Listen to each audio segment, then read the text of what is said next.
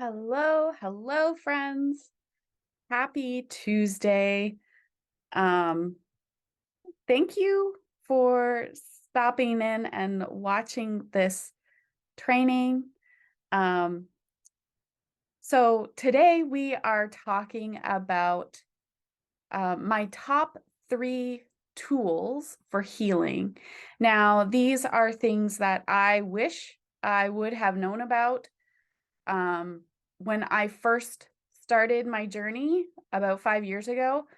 Um, but you live and you learn.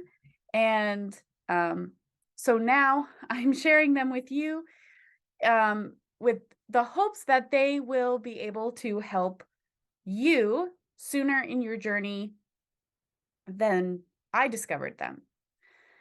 So, if you are new here, my name is Emily Cleghorn. I am a trauma recovery coach, a trauma survivor, and I help trauma surviving mamas discover and connect with who they were created to be versus who they were told to be. In this space, we are parenting in the midst of healing, learning to love ourselves and our own inner child while also parenting our little ones and loving on them. So, how are you doing? If you are here live, please let me know. Say hi in the comments. Um, I would love to get to know you more. All right. Let's dive in to the juicy bits because I'm not I'm not one that talks and talks and talks and talks. Um, so let's just dive in. The first tool that um, I I really love that really works for me is journaling. Um, so this is this year's journal, and um, so the one thing that has shifted for me in journaling is that when I journal, it's my safe space.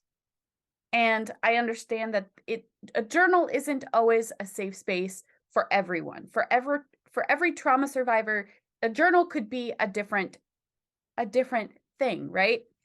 And it may not be safe for someone. But for me, I find that writing, the written word, holding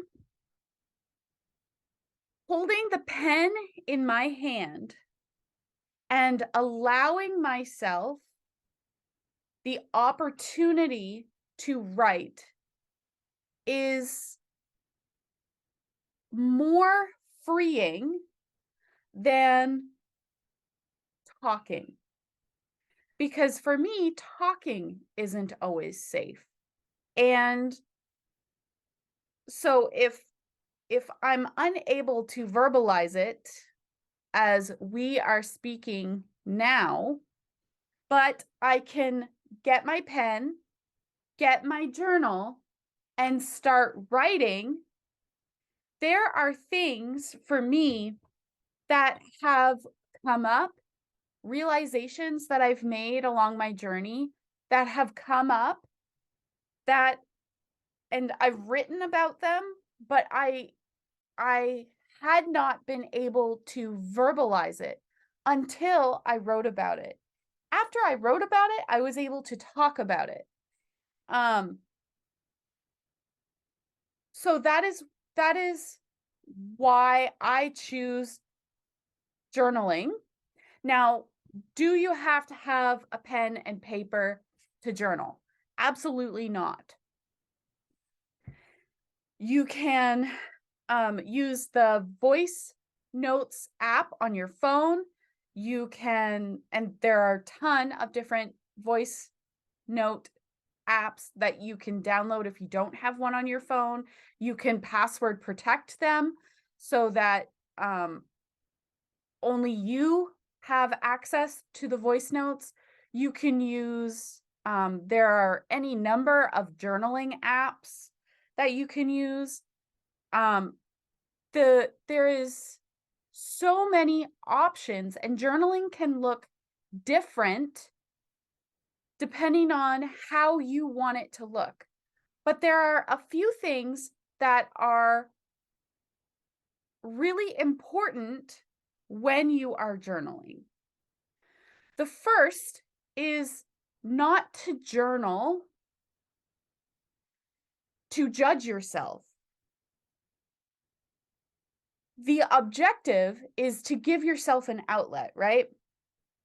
So if you're journaling and the entire time you're judging yourself and talking down to yourself, gaslighting yourself, that's not going to help you heal. That's going to cause more harm. So when I journal, I come at it with a curiosity. And I really love the question, why? Why do I feel that way? Not in a judgmental way, but what is the root of that feeling? Where does that feeling come from? And there's a lot of curiosity around the words that flow through my pen. Now, when I sit down to journal, I journal every morning, at least, almost every morning, at least. And there's no plan. There's no agenda. Whatever comes out, comes out. Some days I have a lot to write. Some days I sit and stare at the page, and if something comes to mind, great. If nothing comes to mind, that's okay too. So that is one of the things, one of my daily habits now. I've been journaling almost every day for at least the last 6 months. I was journaling some a little bit more frequently at the end of 2022, but I've really made a commitment to journaling. And since I've began journaling more consistently, I've seen improvements in my mental health. I've seen like visible proof of progress that I've made in different areas. And yeah, my mental health has really improved since I've taken up journaling more frequently. The next tool that is one of my go-tos for healing has been my Bible. My relationship with God has grown so much, and I've incorporated, I do my journal Bible time together. So for me, that works. And there are times where I don't have a particular reading or passage or focus. I just say, okay, God, speak to me, please. I need to hear from you now. And I open up my Bible and he speaks to me. And I can't explain it any more than that. He just, there's a passage, there's something that he's pointing out to me. And so as you can see, my Bible is full of sticky notes everywhere. Those are notes. important passages. So those are two of my go-to. And I will say that my relationship with God, my relationship with Christianity, and the modern church has been a point of struggle for me because I was introduced to the Bible and Christianity in the midst of the worst of my trauma, in the midst of the abuse. And so it's been something that I've had to navigate through and make sense of. Um, how could the two worlds live together? How could the two worlds coexist together? How can there be this loving God and me being abused and neglected and abandoned? And I struggled to make those two things coexist because in my mind they don't, or they haven't. And for a long time I was angry at God. How could he love me if he allowed that to happen? But I've come a long way from there. I'm not perfect.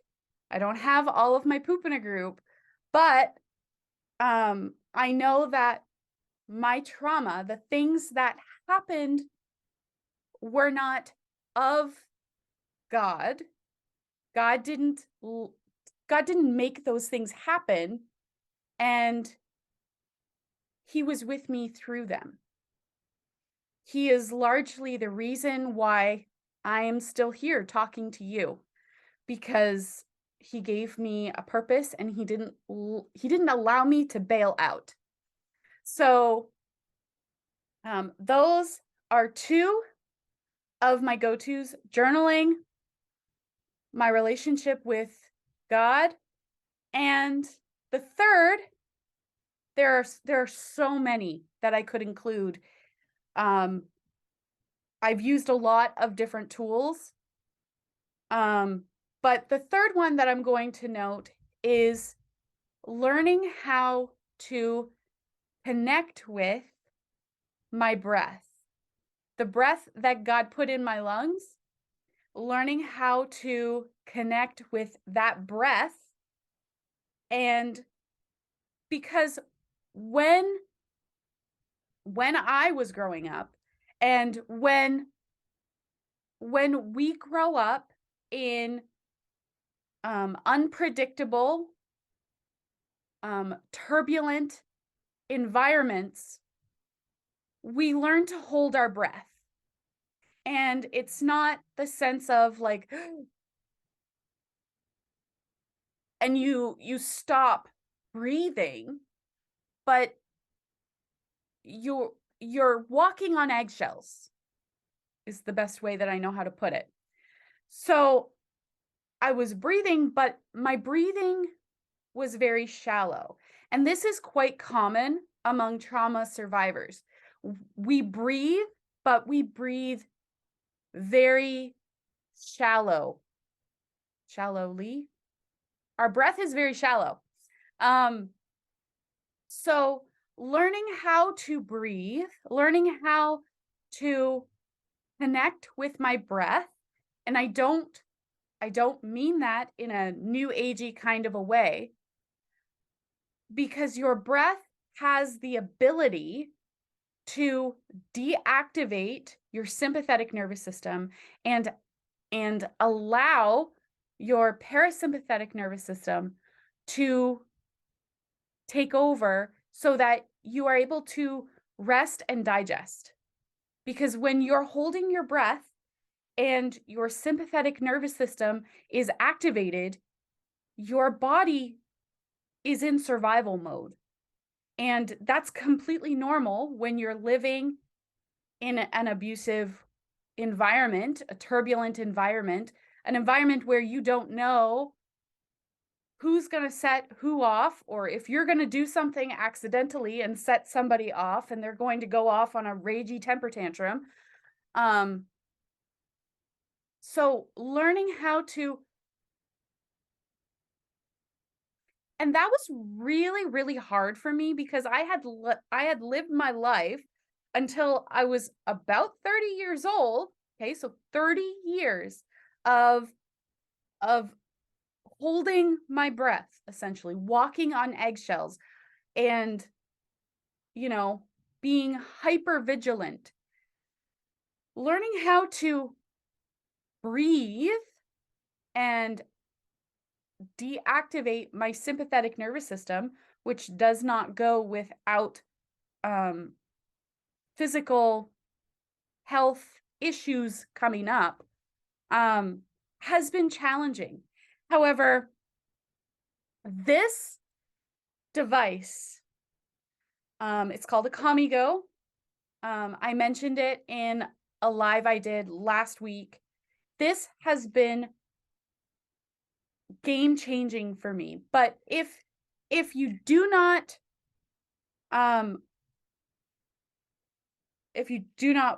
wish to purchase a device to help you breathe, one technique, my go-to technique, has been called 5-5-7 breathing. And what you do in 5-5-7 breathing is you inhale for the count of 5. So 5 Mississippis. You hold it for 5 Mississippis. And then you exhale for 7 Mississippis. So it's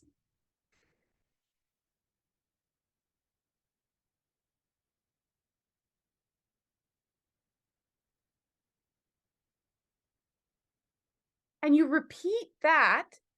And when I first started doing 5-5-7 breathing, I felt like I was going to pass out because it was such a different type of breathing pattern for me.